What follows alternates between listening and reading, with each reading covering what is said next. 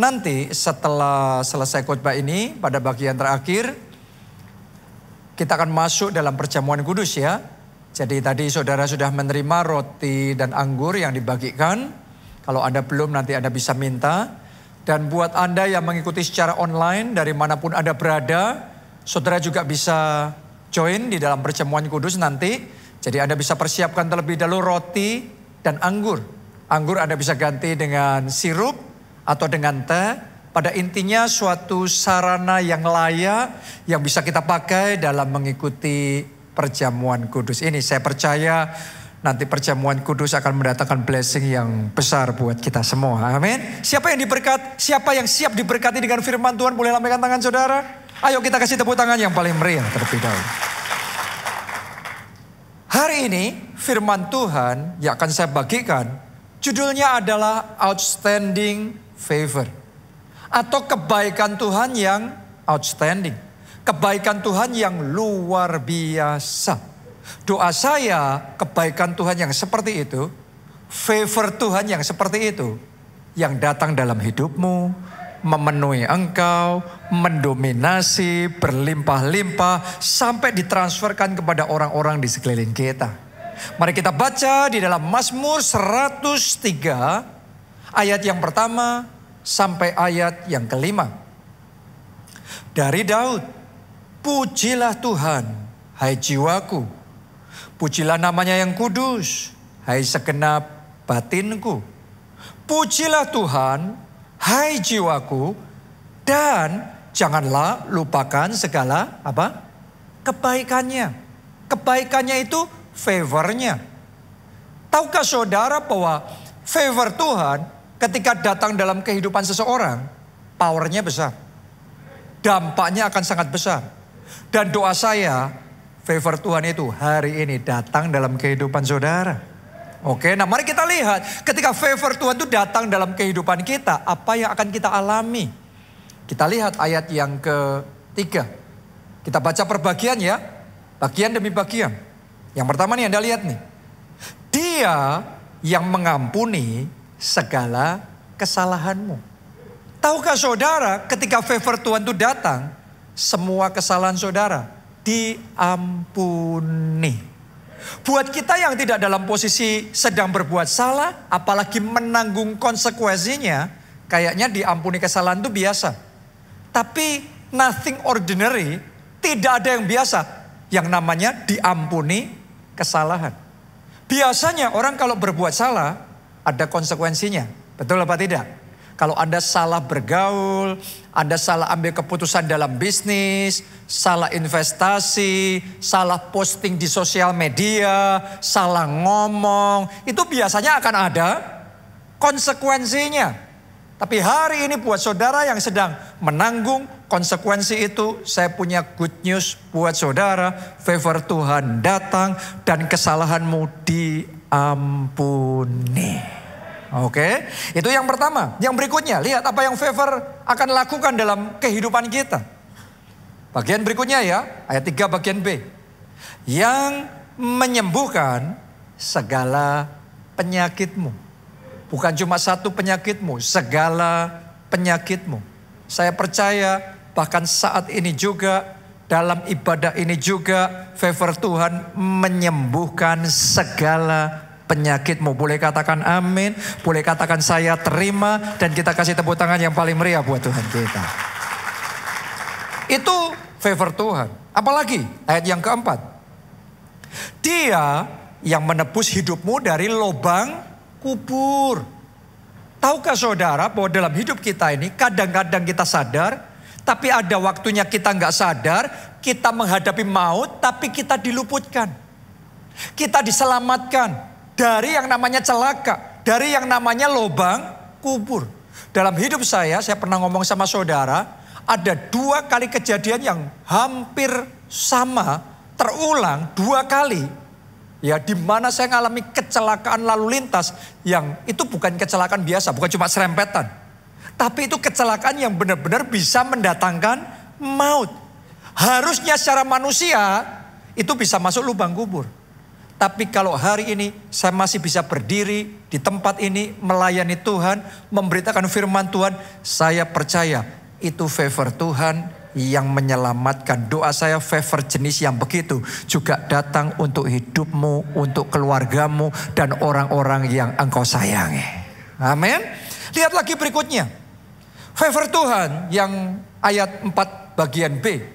Yang memahkotai engkau dengan kasih setia dan rahmat. Bicara tentang kasih setia dan rahmat, kata yang dipakai di sini adalah memahkotai. Artinya ada mahkota rahmat, mahkota favor, mahkota kebaikan Tuhan. Sadarkah saudara, dalam hidup kita ini, kalau ada favor dan tidak ada favor, hasilnya akan berbeda. Tanpa ada favor, Anda hanya akan sejauh perjuangan saudara. Kerja keras saudara, which is good. Baik juga, ada bagian yang memang harus kita lakukan. Di gereja kita juga khotbahkan. Kita harus kerja keras, kita harus tekun, kita harus disiplin. Tapi hari ini saya ingin memperkenalkan saudara sama satu dimensi kehidupan yang namanya hidup di bawah favor Tuhan. Ketika Anda terima favor daripada Tuhan, maka menurut ukuran kerja keras saudara harusnya cuma sekian yang Anda bisa. Tetapi karena ada favor dari Tuhan, itu akan dilipat kali gandakan. Dan dia akan kerjakan itu dalam hidup saudara. Melalui firman Tuhan hari ini, favornya datang dalam hidup saudara. Masa depanmu dilipat kali gandakan, sukacitamu dilipat kali gandakan, berkat-berkatmu dilipat kali gandakan. Katakan amin, kasih tepuk tangan yang meriah buat Tuhan kita. Ayat yang kelima, dia yang memuaskan hasratmu dengan kebaikan. Balik lagi favor nih, kebaikan Tuhan. Sehingga masa mudamu menjadi baru seperti pada burung Raja Wali. Apa artinya? Masa mudamu menjadi baru seperti pada burung Raja Wali.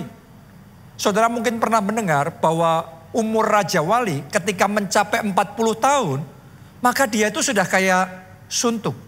Paruhnya sudah bengkok, terus kemudian bulu-bulunya sudah berat sekali untuk dia terbang, kukunya juga sudah tumpul. Dan kalau dia nggak ngalami transformasi, dia mati di umur 40 tahun. Tapi kalau dia mengalami transformasi, maka paruhnya akan tanggal, terus kemudian muncul paruh yang baru. Dia punya kuku yang baru, yang tajam, dan sayapnya juga jadi sayap yang baru. Dia kembali akan mengepakkan sayapnya, terbang tinggi dengan gagahnya, dan umurnya nggak berhenti sampai 40 tahun. Diperpanjang 70 tahun. Coba saudaraku, hampir double. Makanya Alkitab ngomong masa mudamu menjadi baru seperti pada burung Raja Wali. Saya mau ngomong sama saudara yang secara usia menurut ukuran manusia mulai mengalami penurunan. Atau secara prestasi, secara pekerjaan Anda mulai mengalami penurunan. Hari ini berita baik saya mau bagikan kepada saudara semua. Ada favor dari Tuhan yang akan membaharui kehidupan saudara. Yang akan menyegarkan, memulihkan. Sehingga Anda bisa seperti Raja Wali yang kembali terbang tinggi untuk melakukan perkara besar bersama dengan Tuhan. Itu yang namanya favor. Itu yang bisa dilakukan oleh favor ketika datang di dalam kehidupan kita. Berapa banyak mau favor Tuhan itu datang di dalam kehidupan saudara. Kemarin malam saudaraku, ketika saya mempersiapkan khotbah ini, saya doa semalaman, itu saya ngalami kepenuhan Roh Kudus. Dan ketika saya ngalami kepenuhan Roh Kudus, Tuhan itu kasih satu rema di hati saya, langsung saya catat di handphone saya. Dan hari ini saya mau perkatakan itu. Rema itu, deklarasi profetik itu dalam hidup saudara. Doa saya Anda bisa tangkap, Anda bisa percayai, dan Anda bisa alami itu dalam kehidupanmu. Are you ready? Ya, dalam nama Tuhan Yesus. Bulan Juni ini, atas hidupmu, Tuhan akan jadikan ini bulan favor Tuhan nyata. Ini bulan kemurahannya, bulan perkenanannya nyata dalam hidup saudara. Akan ada banyak orang di tempat ini, bulan ini akan terjadi kejadian-kejadian yang aneh, yang tidak masuk akal, tapi itu indah, itu menakjubkan dan mengherankan. Ketika itu terjadi, engkau akan tahu itu pasti bukan pekerjaan manusia, pasti Tuhan yang mengerjakannya, karena ini momennya favor Tuhan dinyatakan dalam hidup saudara. Amin. Terjadilah sesuai dengan iman saudara. Jadi Anda tandai bulan Juni. Saya ngomong bulan Juni ini, bulannya favor Tuhan datang dalam hidup saudara. Nah, favor Tuhan ini juga dialami oleh anak bungsu yang terhilang. Dalam kisah yang diceritakan oleh Tuhan Yesus. Anda mungkin juga sudah familiar. Ya, anak ini anak durhaka. Belum waktunya dia sudah minta warisan dari bapaknya. Bapaknya ya sudah akhirnya ngalah untuk merangkul dan mendekati anak ini, dikasih yang dia mau dengan harapan supaya sadar, dengan harapan supaya balik dekat sama keluarga. Tapi ternyata sebaliknya, malah tambah gila. Dia tinggalkan keluarga, dia tinggalkan bapaknya, dia hidup hura-hura, hidup dalam dosa, hidup ngaco luar biasa, akhirnya hancur. Akhirnya habis semuanya, akhirnya menderita, akhirnya terlunta-lunta, dan singkat cerita di titik paling rendah dalam kehidupannya dia berpikir balik sama bapaknya. Saya mau tanya sama saudara, untuk anak yang durhaka seperti ini harusnya diterima atau ditolak? Harusnya perlakuan seperti apa yang pantas untuk dia dapatkan? Nah, saya ingin ajak saudara untuk melihat ya, apa yang bapak ini lakukan ketika anak bungsu yang terhilang ini kembali kepadanya. Nanti Anda akan melihat satu picture, satu gambaran tentang yang namanya favor Tuhan ketika tercurah, apa yang akan kita alami di dalam kehidupan kita. Oke, baca Lukas 15. Kita mulai ayat yang ke-20. Maka bangkitlah ia dan pergi kepada bapaknya. Ketika ia masih jauh, ayahnya telah melihatnya. Lalu tergeraklah hatinya oleh belas kasihan. Hari ini hati Tuhan juga tergerak oleh belas kasihan untuk hidup saudara. Karena itu yang menentukan. Hati Tuhan dulu. Kalau hatinya tergeraknya belas kasihan, yang muncul favor. Benar apa tidak? Kalau nggak tergerak oleh belas kasihan, nggak terketok hatinya ya, nggak bergeming. Saya punya berita baik, hati Tuhan tergerak oleh belas kasihan buat saudara. Lihat ini, bulan ini, sesuatu yang ajaib akan terjadi dalam kehidupan. Oke, lihat lagi. Ayahnya itu berlari mendapatkan dia, lalu merangkul dan mencium dia. Siapa yang dicium, dirangkul? Anak durhaka. Yang sudah menghabiskan separuh harta keluarga. Yang sudah membawa aib buat keluarga. Merusak nama baik keluarga. Ternyata waktu balik, bukan dikuliahin, bukan diinterogasi, bukan dimaki-maki, bukan dihukum. Tapi Alkitab mencatat, ayahnya berlari mendapatkan dia, memeluk dia, mencium dia. Artinya dia diampuni. Mungkin kalau kita mau jujur mengakui keadaan kita sama Tuhan, kita durhaka. Kita seringkali buat dosa lagi. Kita seringkali mendukakan hati Tuhan lagi. Mungkin itu yang Anda rasakan dalam hati saudara, sehingga ketika Anda ibadah pun kayak jauh gitu sama Tuhan. Anda mau doa pun kayak saudara merasa apa? Dengan keadaan saya, dengan banyaknya kesalahan saya seperti ini, Tuhan masih mau dengar doa saya. Tapi hari ini sekali lagi saya mau ngomong sama saudara. Tergeraklah hati Tuhan oleh belas kasihan. Dan hari ini seperti dia memeluk anak bungsu itu, demikian juga dia mau menerima kembali saudara. Dia mau mengampuni kesalahan saudara. Dosa-dosamu diampuni. Amin. Haleluya. You don't deserve it. Engkau gak layak itu menerima. Tapi anyway, Tuhan tetap kasih itu buat saudara. Itu favor. Buat sebagian orang itu kayak kayak gak terbiasa dengan konsep ini. Sebagian orang berpikirnya ya kita fair aja, kita ya menerima apa yang kita pantas. Tapi no, di dalam Tuhan kasihnya terlebih besar daripada kepantasan yang kita bisa terima. Hari ini Anda akan menikmati favor yang belum pernah engkau cicipi, engkau rasakan sebelumnya. Itu akan Anda alami dalam hidup saudara. Karena dalam momen anak bungsu ini, momen itu dia ngerasain benar. Ternyata Tuhan sayang banget. Ternyata seperti ini rasanya diampuni. Seperti ini rasanya gak layak. Tapi diterima dan dipulihkan hidupnya. Terjadilah itu dalam hidup saudara. Mari kita lihat ayat yang ke-21. Kata anak itu kepadanya, Bapa, aku telah berdosa terhadap surga dan terhadap Bapa. Aku tidak layak lagi disebutkan anak Bapa. Tetapi ayah itu berkata kepada hamba-hambanya, lekaslah, bawa kemari jubah yang terbaik. Jubah yang apa?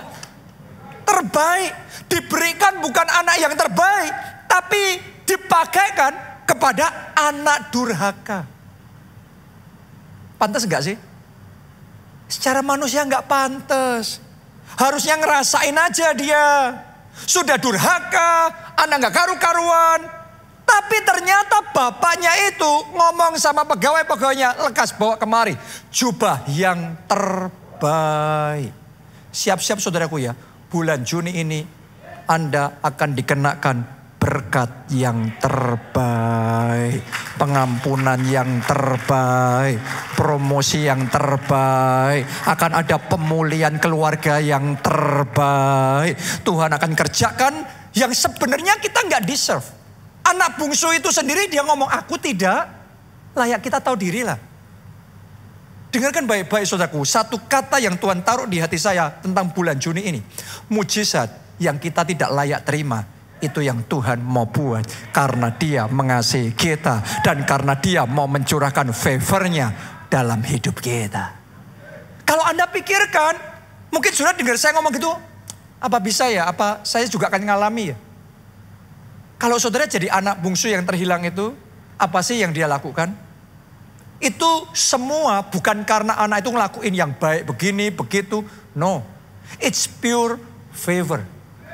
Itu murni inisiatif dari bapaknya, lihat anaknya kayak gitu, tergerak hatinya belas kasihan, dan dia mengampuni, menerima kembali anaknya, dan dia ngomong berikan jubah yang terbaik. Hari ini favor yang kayak gitu, terimalah di dalam nama Tuhan Yesus. Terjadilah itu di dalam hidup saudara. Lanjutkan lagi, ditulis begini, pakaikanlah itu kepadanya, dan kenakanlah cincin pada jarinya, dan sepatu pada kakinya. Padahal anak ini sudah habis-habisan. Semua harta sudah jual, cincin, mungkin sepatu juga. Tapi yang sudah habis sekarang dipulihkan. Kehormatannya dipulihkan karena dia terima favor. Bulan ini akan ada orang-orang di tempat ini. Nama baikmu akan dipulihkan. Masa depanmu akan dipulihkan. Kesehatanmu akan dipulihkan. Karena ini bulan favor Tuhan dinyatakan di dalam kehidupan saudara. Anda harus sadar bahwa ketika favor Tuhan datang dalam kehidupan kita, perbedaannya besar. Kenapa saya ngomong begitu? Anda renungkan kisah tadi ya, anak bungsu yang terhilang. Menurut saudara, kalau anak bungsu itu tidak dapat favor dari bapaknya, nasibnya sama apa beda? Beda. Kalau waktu dia balik bapaknya nggak tergerak oleh belas kasihan. Terus bapaknya maki-maki dia, kamu memang anak durhaka, pergi sana. Saya yakin anak bungsu itu akan jadi gelandangan di jalan, hidupnya menderita, susah. Tapi karena hati bapaknya tergerak oleh belas kasihan, karena bapaknya yang ngasih favor, maka semua kehormatannya dipulihkan. Maka hidupnya sekarang mengalami pemulihan yang daripada Tuhan. Itu favor. Ketika Anda terima, mengalami yang dari Tuhan seperti itu, Anda akan dibuat terheran-heran oleh Tuhan.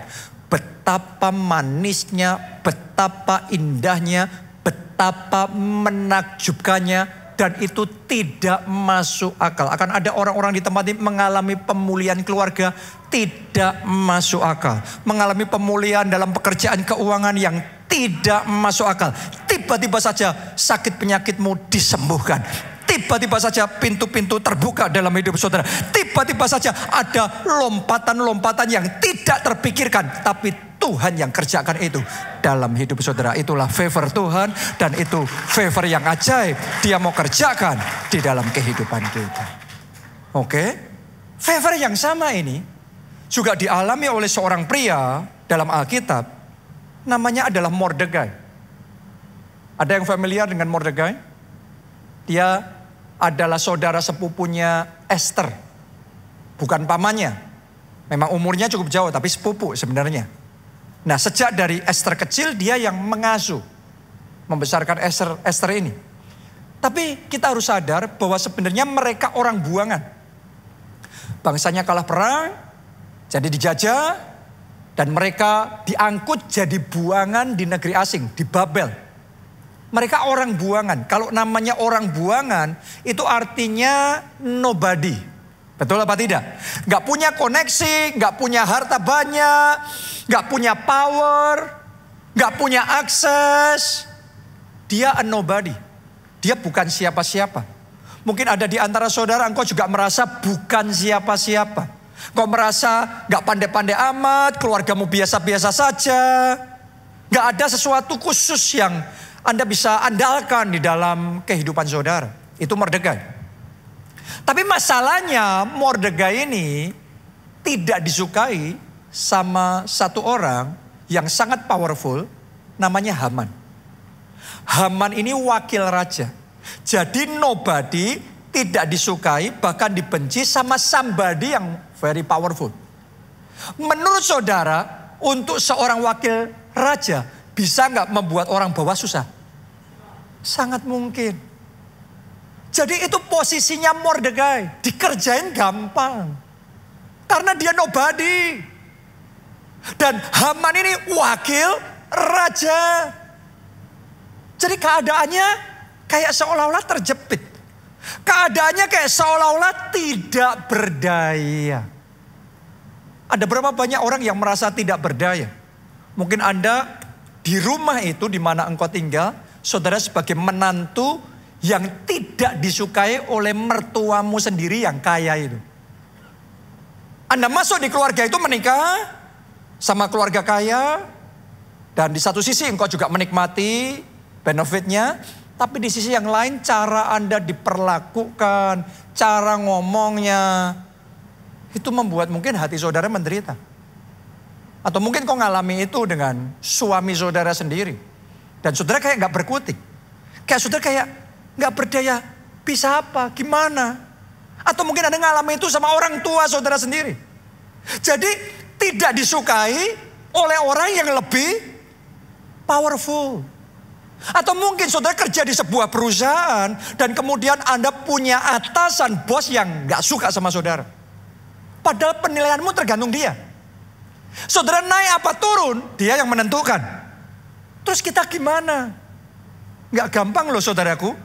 Atasan saudara, dia powerful, dia bisa membuat pekerjaanmu sangat susah dan hidupmu sangat menderita. Betul apa tidak? Dalam situasi kayak gitu ada hidupnya bergantung sama pekerjaan itu dan keadaannya terpojok. Seperti itu situasi Mordekai pada waktu itu. Atau mungkin di tempat ini ada pengusaha, saudara ngerasa kayak nggak berdaya dengan perkembangan teknologi. Sekarang semuanya serba online. Padahal zaman di mana Anda bertumbuh dulu, nggak ada yang online-online itu. Beda sama anak remaja zaman sekarang. Sejak dari kecil semuanya gadget, semuanya sudah canggih. Mereka fasih sekali teknologi. Sedangkan Anda megang aja, mencet komputer saja takut mungkin. Kalau rusak, gimana caranya kita bersaing dengan mereka? Seolah-olah kita kayak tergulung. Dalam bisnis ini kayak nggak bisa catching up, nggak bisa ngikutin. Sehingga akhirnya kita dalam kondisi yang tidak berdaya. Atau mungkin ada di tempat ini, saudara yang sedang menghadapi Haman, sakit penyakit yang mematikan. Haman, hutang piutang yang begitu mencekik, yang membuat Anda tidak berdaya. Dalam hidup kita semua ya, tanpa terkecuali siapapun kita, akan ada momen-momen di mana rasanya kita tidak berdaya. Kalau di antara saudara ada yang dalam situasi seperti itu, saya punya good news buat saudara bahwa bulan ini adalah bulan perkenanan, bulan favor Tuhan tercurah. Selama Anda punya Tuhan, masih ada harapan. Itu yang dialami oleh Mordekai. Tahukah saudara, dalam kondisi yang paling terjepit, paling menentukan, favor Tuhan muncul. Ceritanya waktu itu Haman, wakil raja yang gak suka sama dia itu, sudah merencanakan, intinya ngakalin gimana supaya Mordekai dihukum mati. Dan dia sudah terlebih dahulu membangun tiang gantungan setinggi 20 meter. Untuk gantung Mordekai. Dia sudah merencanakan besok pagi dia akan menghadap raja, diatur gimana caranya supaya Mordekai dijatuhi hukuman mati.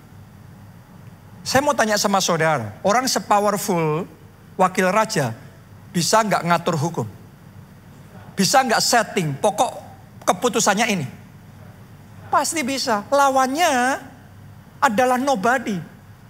Jadi bisa. Tapi ajaibnya, di momen ketika sudah tidak ada harapan secara manusia, Mordekai nggak mungkin lagi. Di momen yang seperti itu, Tuhan turut campur. Tuhan juga bisa turut campur dalam pernikahanmu. Tuhan bisa turut campur dalam kesehatanmu. Tuhan bisa turut campur dalam perkara hukummu. Tahukah saudara caranya gimana Tuhan turut campur? Itu besok paginya, waktu penentuan, Mordekai harusnya dijatuhi hukuman mati. Malam sebelumnya, Tuhan buat raja nggak bisa tidur. Itu favor saudaraku. Nggak mungkin bisa ngakalin Mordekai membuat raja nggak bisa tidur. Tuhan sendiri. Hanya Tuhan yang bisa membuat itu. Tahukah saudara yang akan Tuhan kerjakan dalam hidup saudara? Mujizat yang akan Anda alami bulan ini. Itu jenis mujizat. Only God can do. Hanya Allah yang sanggup mengubah, menyembuhkan sakit penyakitmu. Melepaskan engkau dari belenggu kesesakan itu. Memberi kelegaan di dalam hidup saudara. Memberi kelepasan di dalam ikatan yang mengikat kehidupan saudara. Only God can do. Itu yang dialami oleh Mordekai pada waktu itu. Tuhan membuat raja nggak bisa tidur. Karena sudah nggak bisa, dia panggil ajudannya. Dia suruh ajudannya untuk membacakan dokumen kerajaan. Pas dibacain, muncul nama Mordekai. Ada catatannya. Ternyata sekian waktu yang lama sebelumnya, Mordekai ini pernah berjasa sama kerajaan. Dia membongkar persekongkolan yang mau mengkudeta raja. Sehingga raja yang harusnya celaka, selamat. Karena jasanya Mordekai. Raja yang selamat ini, wah sudah lega dia selamat. Dia lupa sama jasanya Mordekai. Sekian tahun lamanya orang yang punya jasa ini dilupakan. Tapi yang luar biasa, di malam penentuan sebelum besoknya Mordekai dijatuhi hukuman mati. Jasa yang terlupakan itu ternyata tidak dilupakan sama Tuhan. Di momen yang tepat Tuhan ambil itu, Tuhan munculkan, Tuhan pakai ini untuk menyelamatkan Mordekai. Mungkin ada di antara saudara yang merasa percuma berbuat baik, percuma menolong orang lain. Kenyataannya air susu dibalas air tubak, kebaikan dibalas kejahatan. Ngapain? Ngapain? Percuma sudah korban sampai kayak gitu. Tapi mana? Gak ada, gak diingat. Diingat aja tidak. Terlupakan semuanya. Manusia boleh lupa, tapi jangan pernah lupa bahwa Allahmu tidak lupa. Catatan yang engkau lakukan, dia catat baik-baik. Dan di momen yang menentukan, dia akan munculkan itu. Dan apa yang engkau pernah tabur, tuaian itu akan dia berikan pada momen yang tepat. Pada momen yang engkau butuhkan di dalam kehidupan saudara. Waktu catatan itu muncul, raja, oh ini Mordekai jasanya besar, harus diberi penghargaan yang besar. Besok hal yang pertama yang aku lakukan, ngasih penghargaan sama Mordekai ini. Singkat cerita, besok paginya Haman datang menghadap dengan pikiran dia mau ngakalin gimana caranya disetting supaya Mordekai dijatuhi hukuman mati. Tapi sebelum Haman sempat ngomong, raja ngomong dulu, Haman, menurut kamu untuk orang yang sudah berjasa besar buat kerajaan, buat raja, kira-kira penghargaan seperti apa yang pantas diberikan buat orang itu? Nah masalahnya Haman ini jenis tipe orang yang geeran saudaraku. Rajanya lagi mikir tentang Mordekai, tapi Haman berpikir bahwa penghargaan itu mau dikasih buat dia. Wah, ini besar kepala.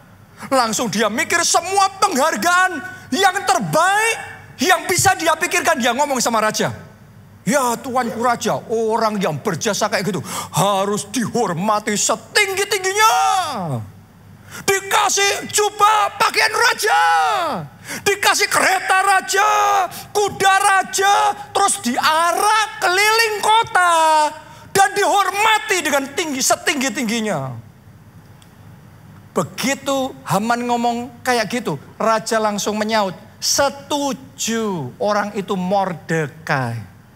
Dan yang tugasnya ngelilingin ngarak sekota, memberikan penghormatan kamu. Coba Anda renungkan itu. Itu real story. Itu kejadian yang nyata. Tolong dengarkan baik-baik saudaraku ya. Favor Tuhan itu bahkan bisa membuat orang yang mau mencelakakan saudara dipakai oleh Tuhan jadi orang yang mempromosikan saudara, membuka jalan buat saudara dan memberikan kemenangan dalam hidup saudara. That is what favor can do. Favor itu bisa menjamah suami saudara lo, istri saudara lo, bos saudara lo, rekan sekerja saudara lo. Ketika favor datang dalam hidupmu, itu kayak gak mungkin harusnya. But it happened. Itu yang terjadi. Expect miracle this month. Harapkan mujizat terjadi bulan ini. Bulan ini tandai dalam kalender sudah bulan ini. Harapkan favor yang tidak masuk akal dia kerjakan dalam hidupmu. Banyak nih yang akan ngalami. Banyak nih yang akan ngalami. Itu yang nyaut ngalami terlebih dahulu, terjadilah sesuai dengan iman saudara. Dan luar biasanya favor Tuhan itu dalam hidup Mordekai nggak berhenti sampai di situ, masih berlanjut lagi. Ya, ceritanya Haman ini kan, malu banget. Haman ini kan jengkel banget, marah banget. Sekarang bencinya luar biasa, dia bukan hanya mau bunuh Mordekai. Sekarang dia mau bunuh semua orang Yahudi. Mania ini saudaraku. Karena gagal membunuh satu orang ini, dia mau bunuh bantai satu etnis. Ini mania beneran. Tapi untuk kelas mania kayak gitu, Anda akan diberi favor yang mania juga saudaraku. Akan ada favor yang ekstrim yang dia akan berikan untuk situasi yang ekstrim juga yang terjadi dalam kehidupan saudara. Singkat cerita, semua rencana Haman digagalkan. Bahkan dia yang celaka, dia yang digantung di tiang gantungan 20 meter tadi. Dia yang buat itu untuk Mordekai, tapi dia yang digantung di situ. Singkat cerita, bangsa Israel diselamatkan. Dan mari kita lihat berikutnya apa yang Tuhan lakukan buat Mordekai. Kita baca bersama di dalam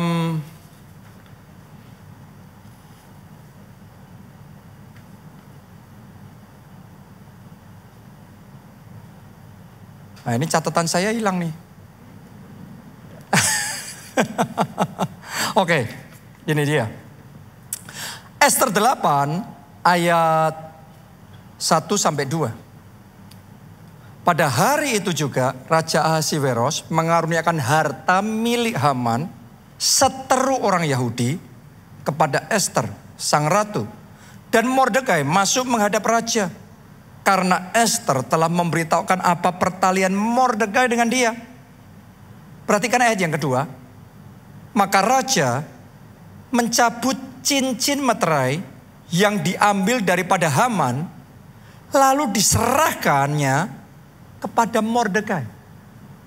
Cincin meterai itu beda sama cincin perhiasan. Cincin meterai itu cincinnya wakil raja. Waktu dipindahin ke Mordekai itu sama dengan raja mendeklarasikan wakil raja beralih, sekarang Mordekai yang jadi wakil raja. Coba Anda renungkan, hanya favor yang bisa melakukan itu. Kalau Mordekai pakai jurusnya manajemen, jurusnya marketing, apa yang bisa dilakukan untuk naik ladder? Gimana nobody langsung jadi wakil raja?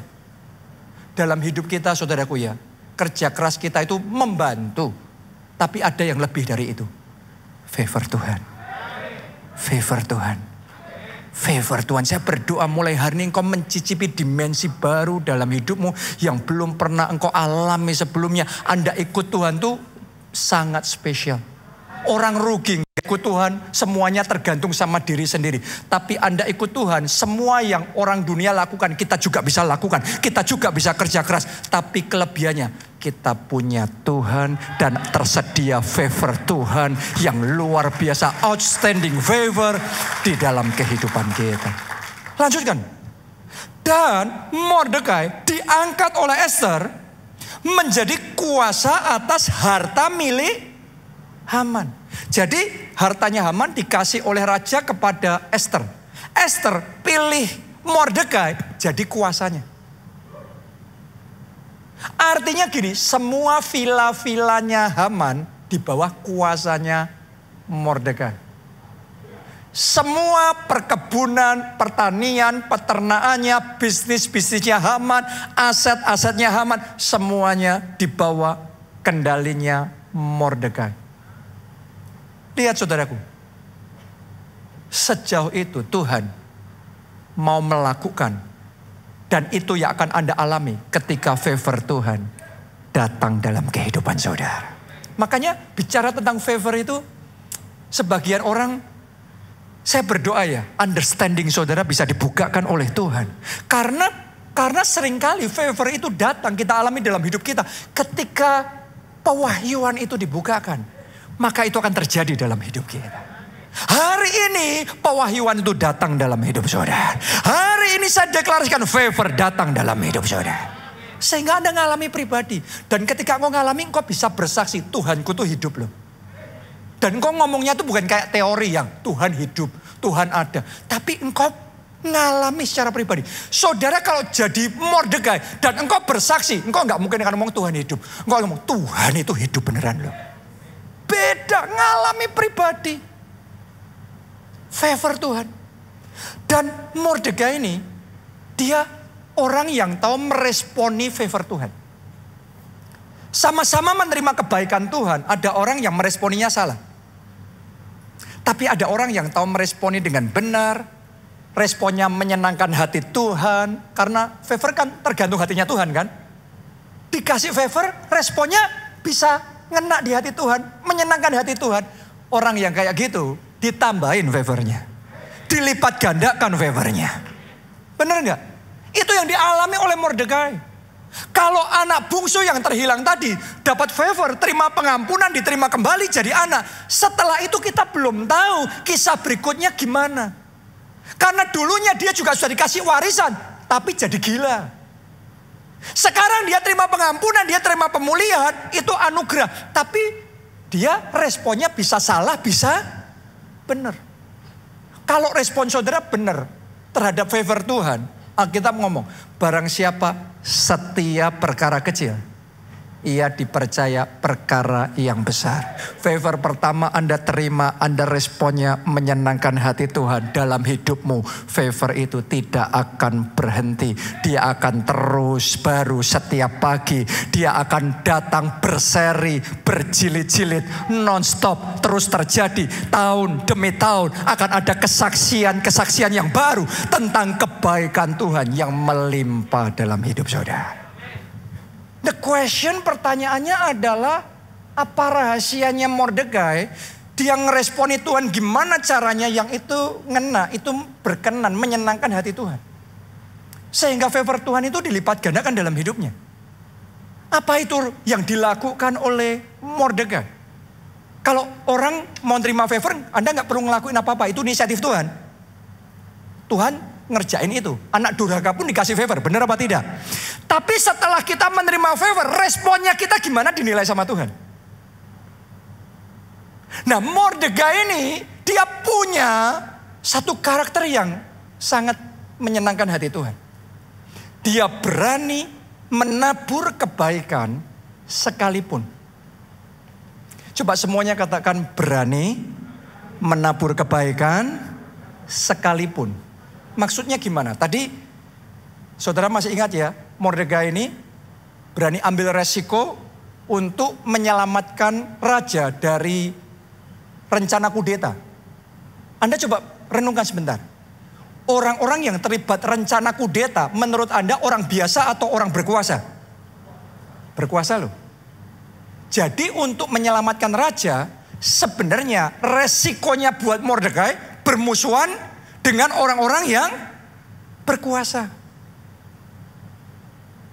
Dan dengan semua resiko itu, dia lakukan, dia selamatkan raja. Jasanya tidak diingat selama sekian waktu. Hebatnya, Mordekai nggak protes, dia tetap melakukan kebaikan sekalipun.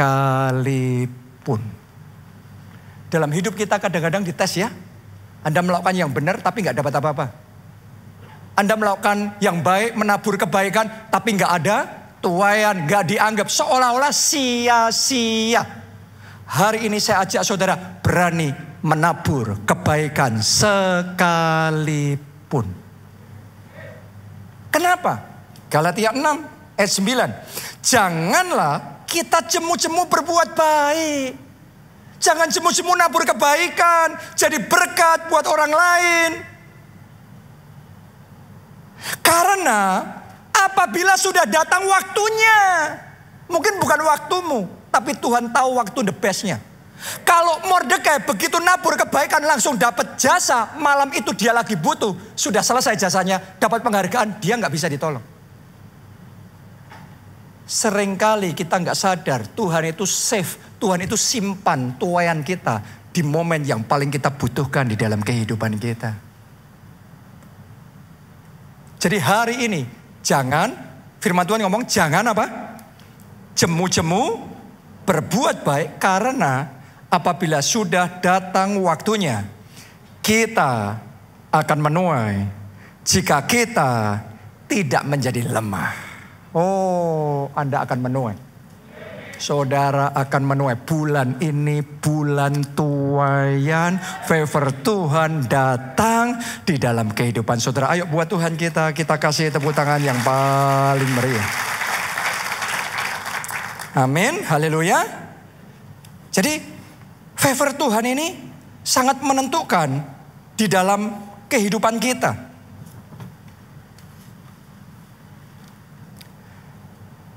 Nah, tapi bicara tentang tabur tuai ya. Tadi kita ngomongin tentang tabur tuai.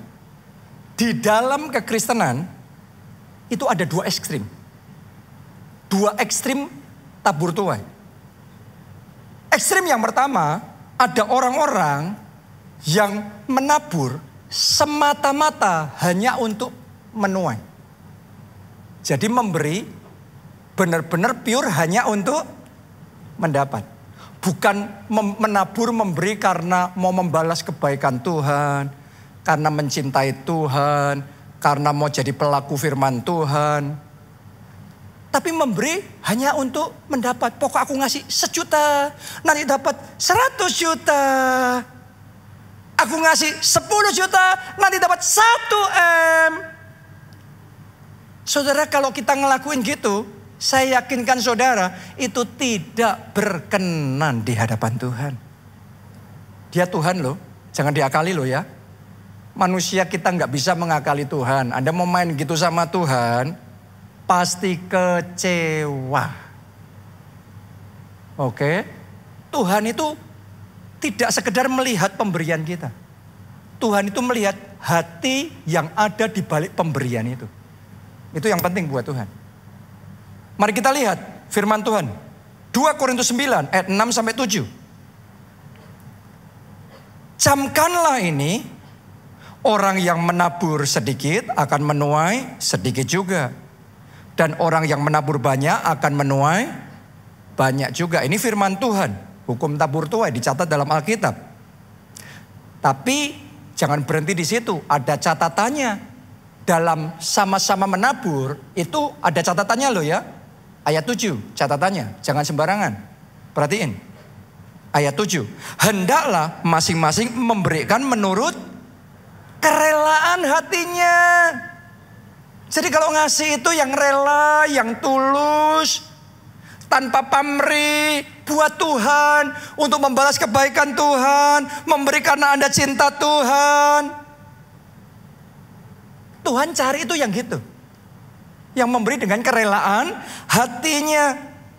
Jangan dengan sedih atau karena paksaan. Anda dengar sendiri ya, saya khotbah berapa kali di tempat ini. Kalau kita memberi karena terpaksa, lebih baik jangan. Anda ruginya double. Sudah Anda kehilangan uang saudara, masih pemberianmu tidak diterima oleh Tuhan. Nggak usah. Karena bukan itu yang dicari oleh Tuhan. Bukan yang memberi dengan terpaksa atau berat hati, sedih hati.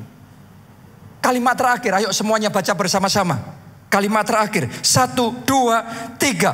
Sebab Allah mengasihi orang yang memberi dengan sukacita.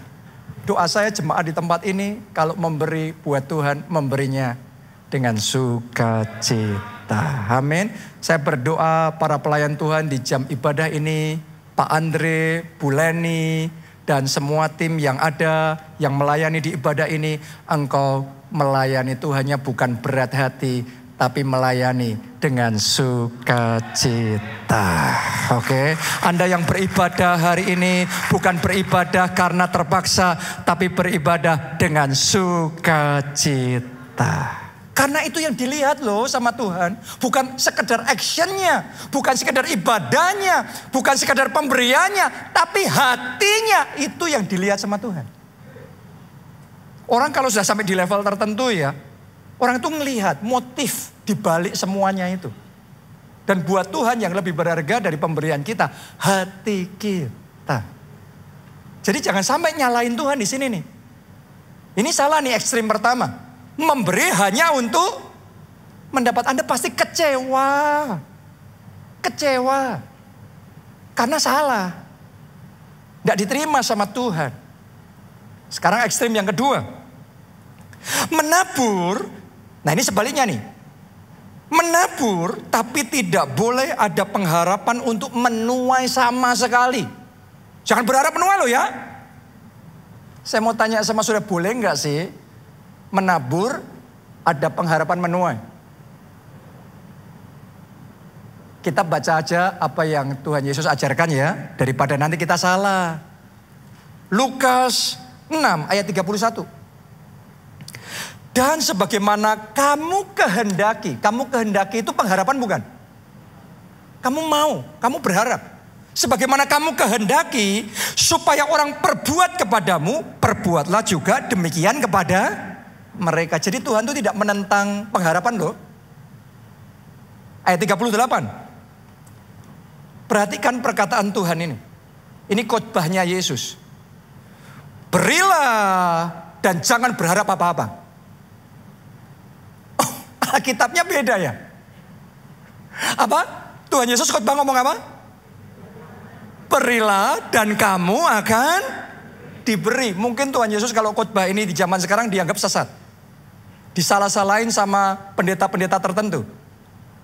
Padahal yang khotbah Yesus, berilah dan kamu akan diberi.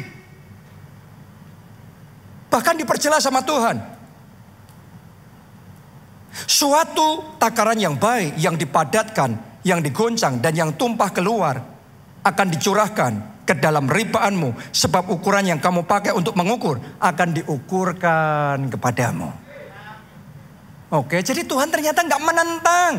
Dia bahkan ngomong berilah dan kamu akan diberi. Itu yang ngomong itu ajarannya Tuhan Yesus. Top otoritas tertingginya kita semua ngomongnya seperti itu. Pakar mana, pendeta mana yang bisa melebihi Tuhan Yesus? Kita baca ayat berikutnya. Matius 19 ayat 27 sampai 30. Lalu Petrus menjawab dan berkata kepada Yesus, kami ini telah meninggalkan segala sesuatu dan mengikut engkau. Berarti mereka sudah menabur. Benar nggak? Terus Petrus tanya gini, jadi apakah yang akan kami peroleh? Kami nuainya apa nih? Berarti Petrus punya pengharapan nggak? Dia tanya, Tuhan kami dapatnya apa? Kami memperoleh apa? Kalau Yesus melarang orang berharap, pasti Petrus dimaki-maki. Disalah-salahin itu. Memberi kok berharap. Tapi mari kita lihat, menjawab pertanyaan Petrus yang tanya, kami sudah menabur semuanya ini, kami dapat apa? Kita dengerin ya, jawabannya Tuhan Yesus. Ayat 28, kata Yesus kepada mereka, aku berkata kepadamu, sesungguhnya pada waktu penciptaan kembali, apabila anak manusia bersemayam di tahta kemuliaannya, kamu yang telah mengikut aku akan duduk juga di atas 12 tahta untuk menghakimi ke-12 suku Israel. Artinya Yesus ngomong sama mereka, kamu yang sudah meninggalkan segala sesuatu dan mengikut aku, kamu akan turut memerintah bersama dengan aku. Kamu gak akan ada di bawah, kamu turut memerintah. Yesus itu disebut raja di atas segala raja. Dia topnya, puncaknya. Segala rajanya siapa? Orang-orang yang meninggalkan segala sesuatu dan mengikut Yesus. Yesus ngomong, kamu turut memerintah bersama dengan aku. Doa saya suatu hari nanti kita semua jemaat keluarga Allah turut memerintah bersama dengan Yesus. Jadi tuaiannya bukan hanya di dunia saja, tuaiannya sampai kekekalan. Kalau Anda percaya Yesus yang Anda sembah, Yesus yang kekal, itu yang suatu hari akan Dia berikan kepada saudara. Turut memerintah bersama Yesus. Ayat berikutnya lagi. Dan setiap orang yang karena namaku, karena nama Yesus, meninggalkan rumahnya, saudaranya laki-laki atau saudara perempuan, bapak atau ibunya, anak-anak atau ladangnya. Karena Yesus ya, ini menabur ya, korban ya. Coba Anda perhatikan, kalimat berikutnya apa? Akan menerima kembali 100 kali lipat. Zaman sekarang ini di internet banyak rupa-rupa pengajaran yang kalau Anda dengarkan bisa membingungkan. Karena banyak pendeta yang nyala-nyalain kalau orang menabur menuai 100 kali lipat. Padahal Yesus sendiri yang ngomong, kamu yang meninggalkan segala sesuatu demi namaku akan menerima kembali 100 kali lipat. Yesus yang ngomong nih. Pakar mungkin boleh gak setuju. Apa itu menerima berkali lipat? Pendeta mungkin gak setuju. Tapi Yesus kita, Dia pendeta di atas segala pendeta. Dia pakar di atas segala pakar. Dia otoritas tertinggi buat orang-orang yang dedikasinya buat Tuhan penuh. Yang hidupnya didedikasikan untuk Tuhan. Maka Dia akan menerima 100 kali lipat. Bukan cuma 100 kali lipat di dunia. Tapi juga akan menerima hidup yang kekal. Jadi upahmu besar di surga. Upahmu besar di bumi dan juga upahmu besar di surga. Tuaianmu besar di bumi dan di surga. Katakan amin. Tepuk tangan yang paling meriah buat Tuhan. Ayat terakhir ya saudaraku ya. Ayat terakhir. Matius 6 ayat 31 sampai 33. Nah ini khotbah hari ini semuanya khotbahnya Yesus. Ini ayat-ayat ini saya sengaja pilih ayat-ayat Tuhan Yesus sendiri. Supaya yang khotbah bukan saya cuma bacain khotbahnya Yesus. Jadi kalau ada yang protes, silahkan protes sama Pastor Jesus. Karena semuanya perkataan Tuhan Yesus. Saya bacakan buat saudara. Sebab itu janganlah kamu khawatir dan berkata, apakah yang akan kami makan, apakah yang akan kami minum, apakah yang akan kami pakai. Yesus ngomong tentang apa tadi? Makanan, minuman, pakaian. Saya tanya sama saudara, Yesus bicara tentang urusan surga apa urusan dunia? Kali ini Yesus ngomong urusan dunia nih. Jadi jangan dirohani-rohanikan. Ini urusan duniawi nih. Makanan, minuman, pakaian. Nah, apa perkataan Tuhan tentang urusan duniawi ini, kehidupan kita di dunia ini? Ayat 32. Semua urusan duniawi itu dicari bangsa-bangsa yang tidak mengenal Allah. Namanya orang gak kenal Tuhan, yang gak cari Tuhan. Carinya urusan dunia. Tetapi Bapakmu yang di surga tahu bahwa kamu memerlukan semuanya itu. Tuhan tahu loh, saudara butuh nyekolahin anak. Tuhan juga tahu keluargamu butuh tempat tinggal yang layak. Tuhan tahu untuk datang ke gereja Anda juga butuh bayar bensin. Benar apa tidak? Dan kita harus bersyukur kita punya Bapak surgawi yang baik, yang tahu semua yang kita perlukan. Amin. Haleluya. Ayat terakhir, ayat yang ke-33. Yesus ngomong kamu harus beda nih sama orang dunia yang tidak kenal Tuhan. Orang dunia cuma mikirnya urusan dunia. Mencari semua urusan dunia itu. Tapi buat saudara dan saya, orang-orang Kristen, anak-anak Tuhan, Yesus ngomong gini. Tetapi carilah dahulu kerajaan Allah dan kebenarannya. Maka apa? Semuanya itu akan ditambahkan kepadamu. Semuanya tadi apa? Apakah berkat surgawi? Bukan, ini bicara semuanya yang dikejar sama bangsa-bangsa tadi loh. Makanan, minuman, pakaian. Yesus ngomong, kamu yang motivasinya benar dulu. Jangan ngejarnya yang itu. Jangan sama seperti orang yang kenal Tuhan. Cari dulu kerajaan Allah dan kebenarannya. Anda senangkan dulu hati Tuhan. Anda jadi berkat dulu. Saudara jadi saksi Kristus. Selamatkan jiwa-jiwa dulu. Anda perluas kerajaannya. Anda kuatkan yang lemah. Hiburkan yang susah.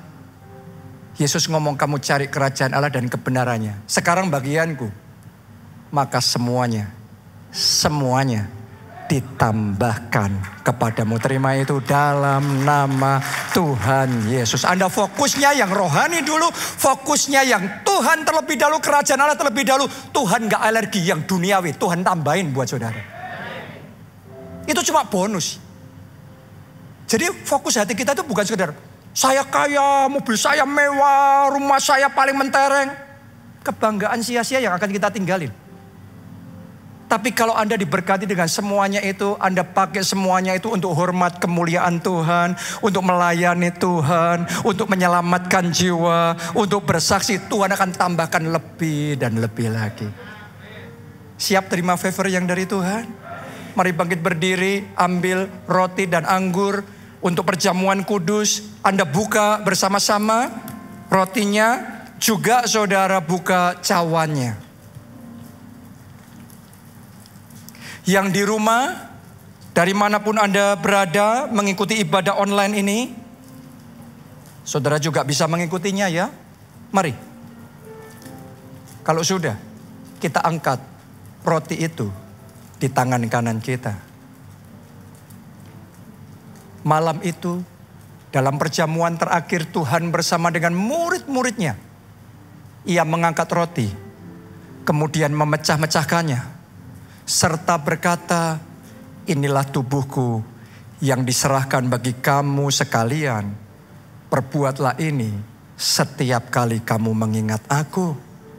Tahukah saudara, ketika Anda menerima persekutuan dengan tubuh Kristus ini, sebenarnya Yesus mau ngomong sama kita, kalau tubuhku pun aku hancurkan buat kamu, semuanya aku juga mau lakukan bagi kamu. Anda menerima persekutuan dengan tubuh Kristus ini, Anda akan menerima favor yang dari Tuhan. Apakah Anda percaya? Mari kita terima bersama-sama dalam nama Tuhan Yesus.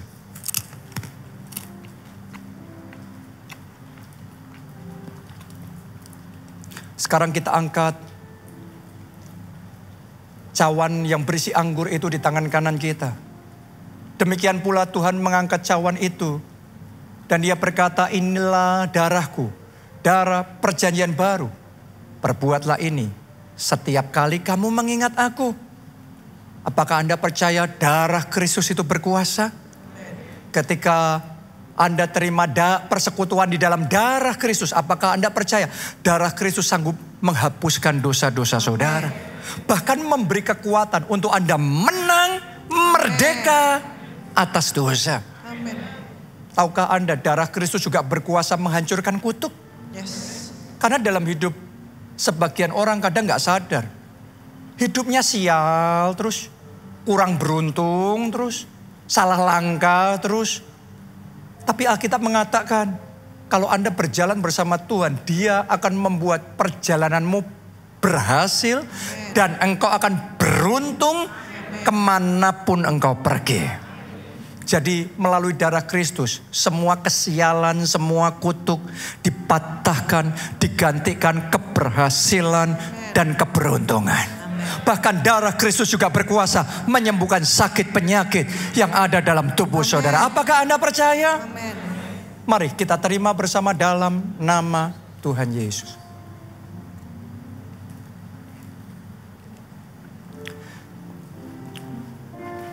Inilah saatnya perkenananmu. Kalau sudah, letakkan cawan itu. Mari kita angkat dua tangan kita, nyanyikan bersama-sama. Kebaikanmu, kemurahanmu datang bagiku. Semuanya katakan, inilah saatnya perkenananmu, lawat setiap kami umatmu. Kebaikanmu, kemurahanmu sungguh nyata. Inilah saatnya perkenananmu. Inilah saatnya perkenananmu, nyata atas kami umatmu. Amin. Amin.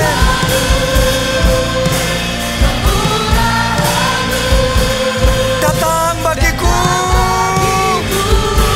Amin. Kami percaya ya Tuhan.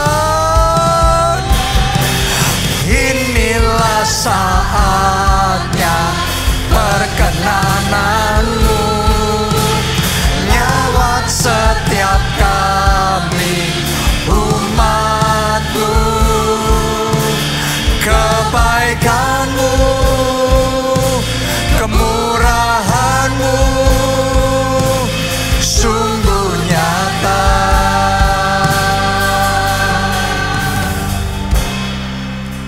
Melimpah bagiku. Saya akan pakai waktu 1-2 menit. Saya mau perkatakan, deklarasikan dan meteraikan firman Tuhan hari ini, supaya sungguh-sungguh favor Tuhan itu Anda alami secara pribadi di dalam kehidupan saudara. Anda yang mau, Anda hanya cukup membuka hati, engkau hanya cukup percaya dan menerima. Karena favor itu tanpa syarat. Oke? Seperti anak bungsu yang terhilang itu. Pokok bapaknya tergerak oleh belas kasihan dan bapaknya menunjukkan anugerah. Bapaknya menunjukkan favor. bulan ini favor Tuhan akan datang dalam hidup saudara. Angkat dua tangan saudara yang mau mengalami itu dalam nama Tuhan Yesus. Untuk hidupmu, atas hidupmu, bulan ini aku deklarasikan jadi bulan perkenanan Tuhan. Bulan favor Tuhan, bulan kebaikan Tuhan nyata dalam hidupmu. Bulan ini akan ada kejadian-kejadian yang membuat engkau terheran-heran. Hal-hal yang tidak masuk akal. Dan itu semua only God can do. Hanya Allah yang sanggup mengerjakannya. Hanya tangan Tuhan yang sanggup mengerjakannya. Biarlah itu terjadi. Favor itu tercurah dalam hidupmu. Anda yang percaya katakan amin. Katakan aku terima. Dalam nama Yesus aku terima. Mari kasih tepuk tangan yang paling meriah buat Tuhan kita. Bersama-sama katakan, ini saatnya. Inilah saatnya perkenananmu nyata atas kami umatmu. Kebaikanmu, kemurahanmu datang bagiku. Thank you Jesus. Terima kasih Tuhan. Inilah saatnya perkenananmu lawat setiap kami umatmu. Kebaikanmu, kemurahanmu sungguh nyata.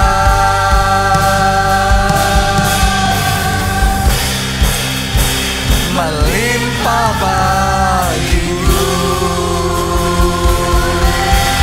Katakan terima kasih Tuhan Yesus. Amin. Ada yang diberkati buat Tuhan kita. Tas kasih tepuk tangan yang paling meriah.